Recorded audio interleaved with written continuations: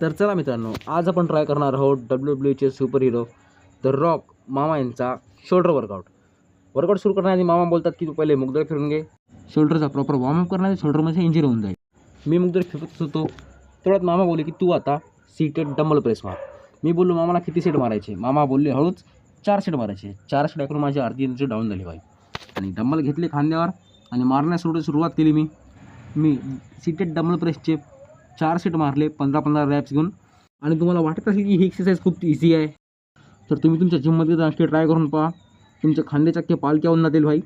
बस करून तुम्ही एकदा पहा बस, कारण जोर खूप लागते वर्क एक्सरसाइज करण्यासाठी.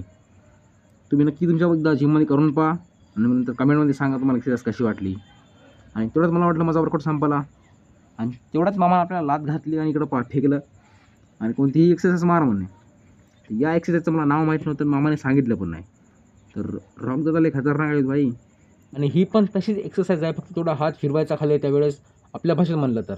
पण भाई जोर लागतो एक्सरसाइज करण्यासाठी. आणि तर याची मी घेतले 4 सेट 12-12चे.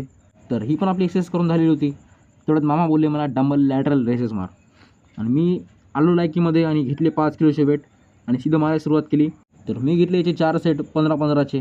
आणि याला लो वेटने ट्रेन करावं लागते, कारण जर हेवी वेट घेशील तर खांद्यात तोडून घेशील तू.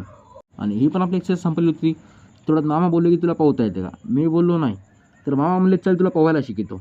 तर माझा खांदा पहिले दुखत होता आणि मामाने नेऊन आपटला आपल्याला डायरेक्ट या मशीनवर, रिव्हर्स पेक डेकवर. तर रॉक मामा बोलले की ही आपली पोहायची मशीन आहे, याच्यावर रोज पोहायला शिकायचं. तर हे केल्याने तुम्हाला मी सांगतो काय होते. तुमच्या शोल्डरची मागची साईड टार्गेट होते, म्हणजेच शोल्डरला 3D लुक मिळतो. ठीक आहे.